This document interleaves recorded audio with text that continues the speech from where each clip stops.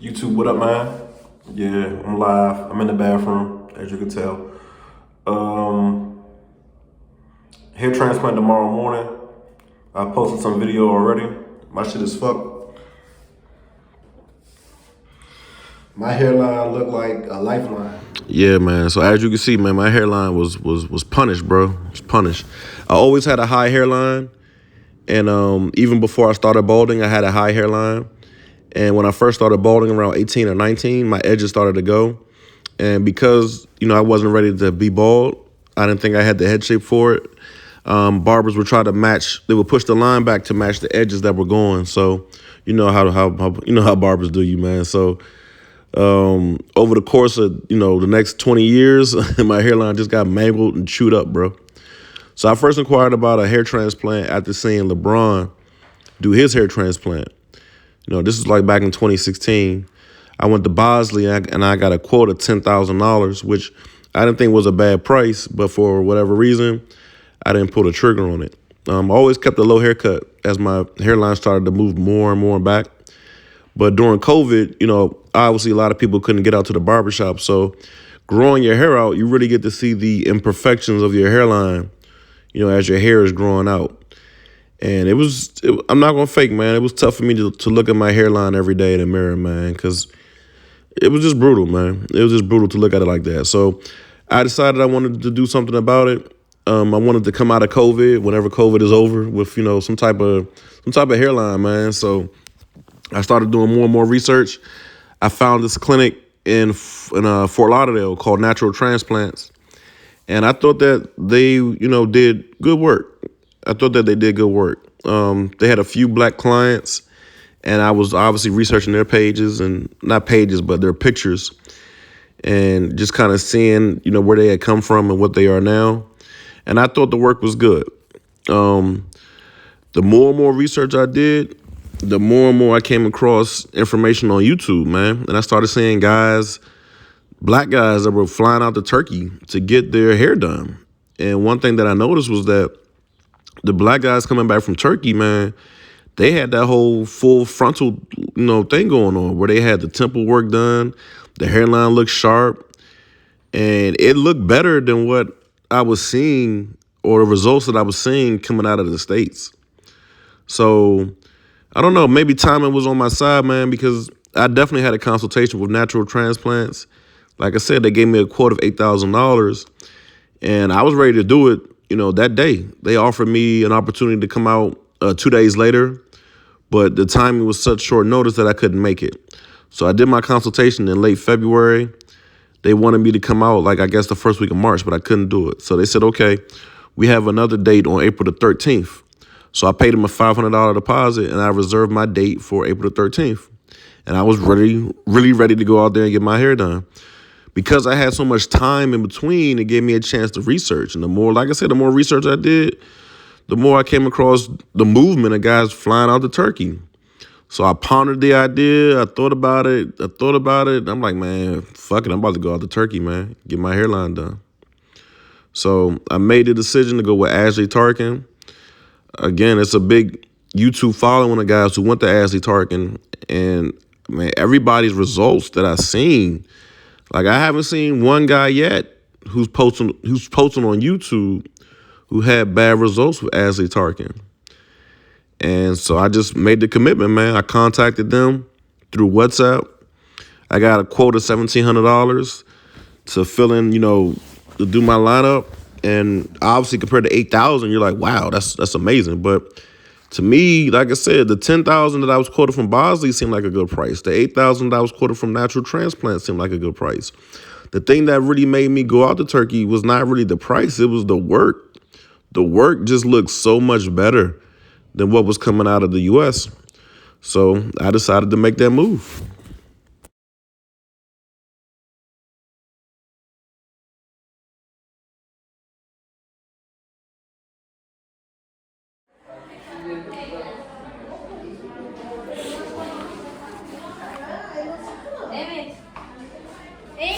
Hello, how you doing? So as you can see, my hairline was finished right here. They drew on a line, and then they drew on another one on the other side. the first one they drew on the left side of my head to the right side of your screen as you're looking, it was a little bit too high for me. The guy said that, well, you don't want your line too low. You don't want it to look funny. But, you know, from a guy who's had a high hairline all his life, I'm like, man, bring my hairline down to my eyebrows. You know, make it as low as possible. So, you know, he didn't do that, obviously. But on the left side, he drew a new shape of line. And, again, this is all the day before my operation. So after you get off the plane, you know, normally your operation is not going to be until the next day after you land. You know, you need time to rest. I would advise anybody who's going out there. I met some dudes while I was out there who tried to schedule their operation for the same day they landed. Trust me, that's a bad idea, man. You're flying way too far. You're in the air. You're changing time zones. Your body's going through so much stuff, and there's no way possible you're staying, you know, fully hydrated and fully nourished on a plane ride over there. So, you know, I would advise against it, man. You're going to be punished trying to do your consultation. Trying to do your operation the same day that you land. So give yourself a day to at least kind of reset a little bit.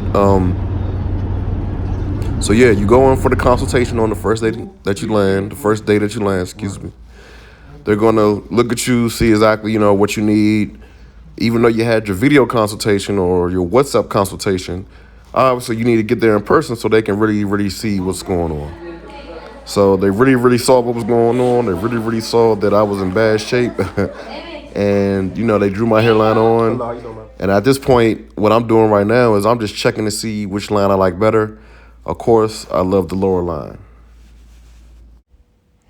So obviously I decided for the lower line. You know, I didn't come all the way out there to leave out there with a still high hairline, man.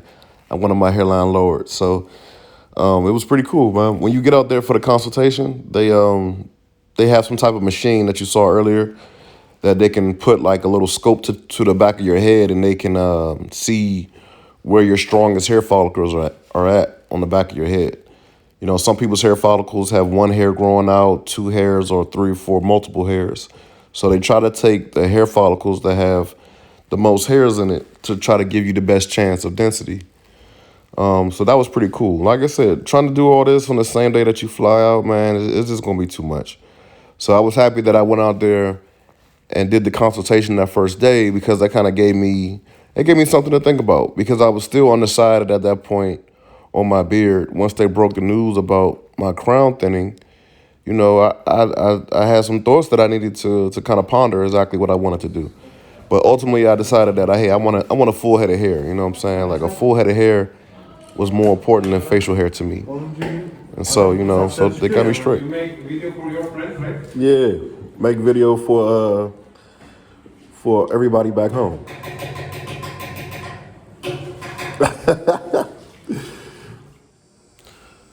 So that guy with his thumbs up, that was my personal guy. That was my guy, Yummy. Y-U-M-I. Yummy. I don't know if I'm saying that right. But he was great, man. He was really great.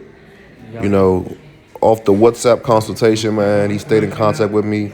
We texted every day for like several days.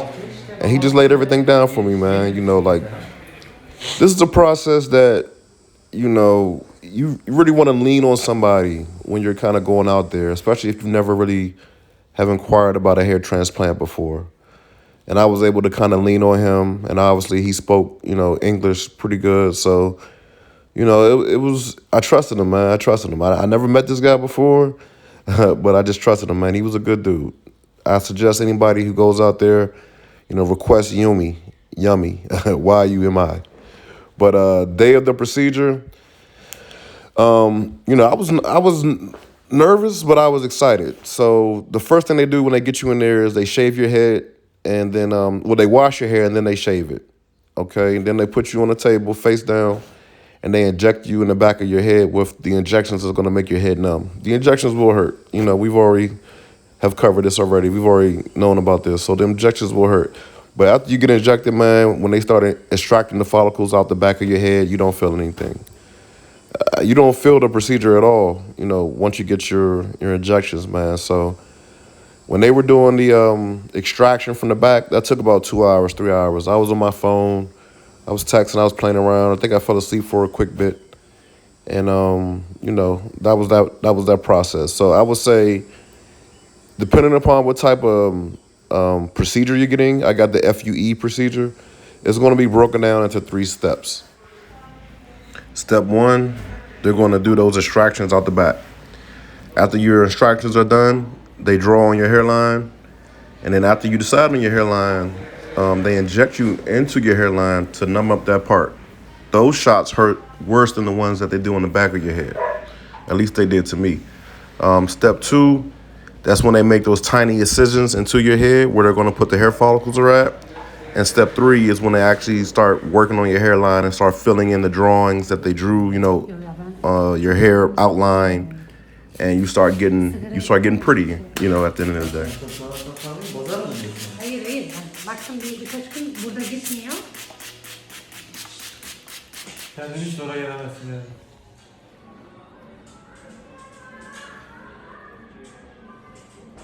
Ne yapıyorsun sen? Hayır. Whoa, I'm sorry, mama.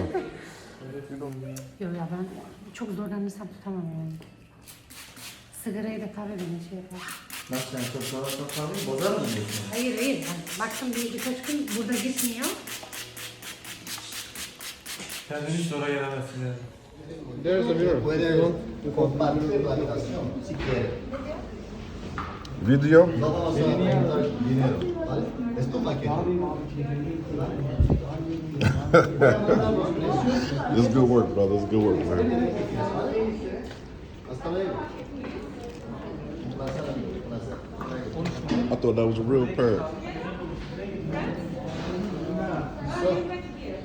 Thousands of Mexican.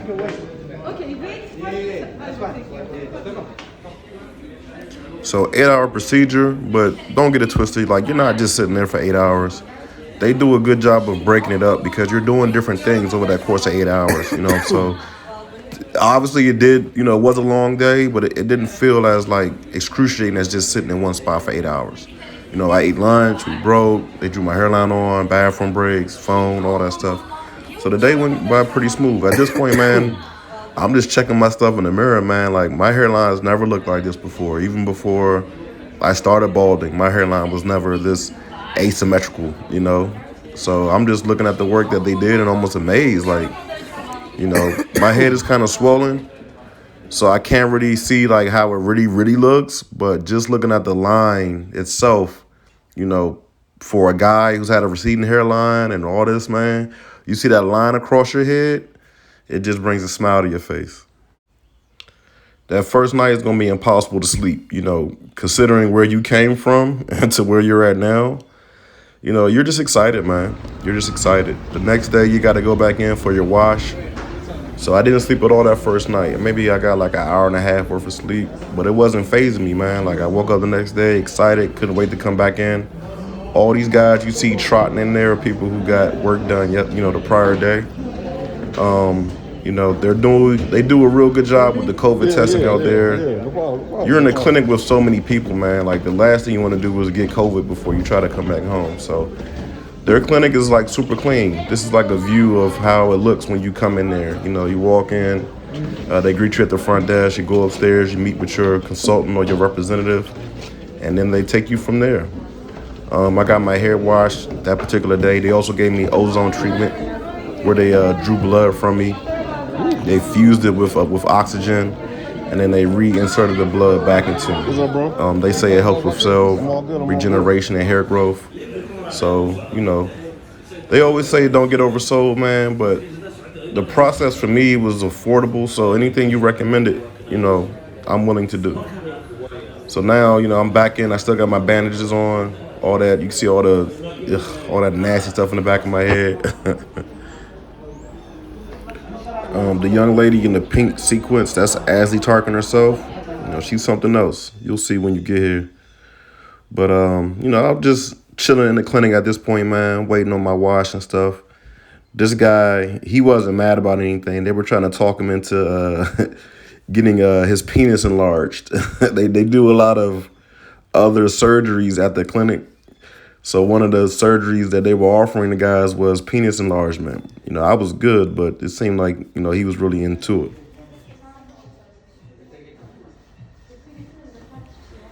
This is just me sneaking some video. I was getting my hair washed and decided to record, you know, the hairline process. That's the guy who draws the hairline on.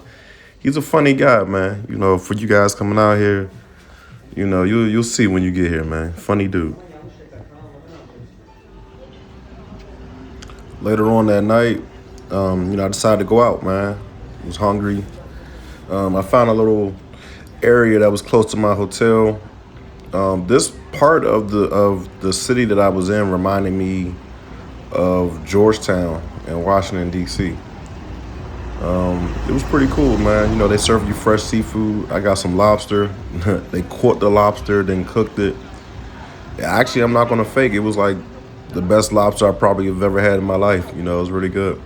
I wasn't too big of a fan of the food overall while I was out there, but, you know, you are able to find some spots that the food is pretty good, man. So this is one of the little strips that I found. Can't even remember the name of the restaurant. Actually, I do. It was called Rainbow Seafood Market. So if y'all get a chance to go out there, check out Rainbow Seafood Market, man. I know I got the camera going all over the place, but, you know, I'm trying my best. Hey, man, this guy was cooking the food outside. This isn't the restaurant that I ate at, but I just thought that was cool. Just wanted to throw that into the video. As far as the city itself, you know, obviously I didn't see the whole city, but it was some parts of the city, man, that was pretty cool. You know, reminded me of some of the other cities that I see, you know, back in the States. Again, you're not going to find a lot of American fast food places or American restaurants out here. You know, you're going to be, you know, once you come out here, man, you're going to be fully engulfed in the culture. You know, the food is not normal to what your normal palate is back in the States. So you're going to have to adjust. Turkish language sounds nothing like English language, man. So, you know, Spanish, you know, sometimes other languages sound similar to English, but not this one. So, you know, I would suggest that you download a translator. I had a translator app on my phone that you're able to speak into, and it translates English into Turkish. And then when guys speak back to you, it records the Turkish and then translates it into English. So you're not going to be totally lost. Technology's come a long way. Everybody has some type of smart device nowadays. You can download a translator app and then you'll be fully equipped to come out here. For those of you that are going to be going out to Istanbul, you know, later on this year or in the summertime, you guys are actually picking a great time to go, man. The city actually is really pretty. I was there the end of March going into April, so the weather hadn't really broke yet. But you can kind of tell, like, once the weather breaks and the trees blossom and bloom, like, the scenery is going to be incredible, man. So, you know, I would suggest anybody to try to make this hair journey or hair transplant experience like a full adventure, man. Like, you know, there's nothing wrong with flying out here, man. If you can catch a 10-hour flight out to Turkey, hey, the flight is like the biggest hurdle. But once you get here, it's not a third world country. They're not going to be treating you all crazy and stuff like that. You know, it's pretty cool. You know, you're going to see a lot of other people walking around the city who's had surgery as well. So you don't feel out of place. You're going to be meeting a lot of people who are from America who's out there getting the same procedure done that you're getting done. So you're not going to feel like a stranger in like no land, man. But you definitely need to bring your translator with you or have one on hand. Because, again, nothing is like, you know, the culture is nothing like back home. So the next day after my big night out on the town, I came back into the clinic. I had to get another wash. I had already decided early in the week that I was going to do laser teeth whitening. It's a technique that I just heard of when I was out there. Apparently, they've been doing it in the States, but I've never heard of it until I saw an advertisement at Asli. Like I said, they do other procedures at Asli. I'm standing, you see me sitting in front of the dentist's office. So it's like they take some type of laser and they paste this paste onto your teeth. They paint it onto your teeth and they use a laser to kind of like bake it in. And it makes your teeth really white. It's not the same type of whitening process that, you know, dentists have normally been using. Like I said, they do this in the States, but I've never seen it before until, you know, I got there. So it was a couple $100. I was like, you know, why not? I'm already here. Then things really got crazy. So when you get out there, Asli Tarcan is going to put you at a hotel. It's either going to be a Hilton or a Wyndham. Or at least those were the two options that were offered to me. every day they're going to have a shuttle that's going to pick you up from the hotel and take you to the clinic. The hotel that I was at was like a 10-minute drive.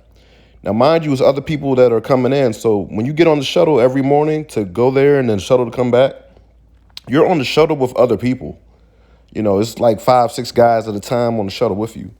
So that particular morning that I was on the way to kind of get my teeth whitened, I was overhearing the guy in the back sitting behind me talking about, you know, I don't know if I should do it. They quoted me $1,500. That sounds like a good deal.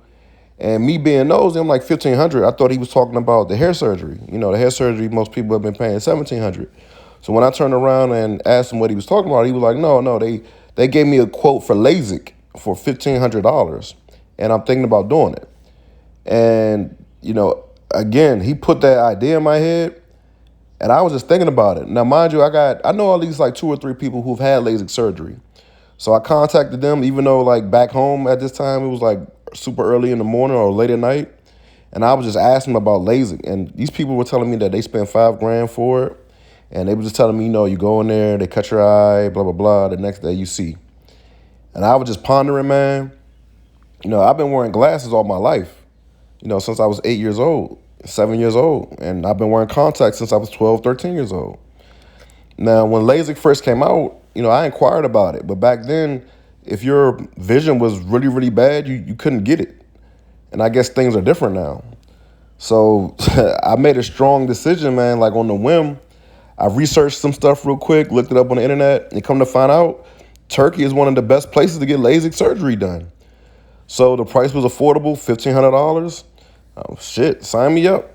So I ended up getting LASIK done the same day as I got my teeth whitened, man. All right. I didn't think I was going to be getting LASIK while I was out here, but when in Rome, yeah, I'm ready to go. After my LASIK, couldn't see nothing, man. I couldn't see shit at all. My eyes were actually burning like hell, bro. I was like, oh my God, what did I just do? But the surgeon came out and told me, you know, that's normal. You know, as the hours go on, you're going to be okay. So I did the LASIK before I got my teeth whitened because they wanted to kind of get me in and hurry up and get me back. So I came back from getting the LASIK. It was a 10-minute operation.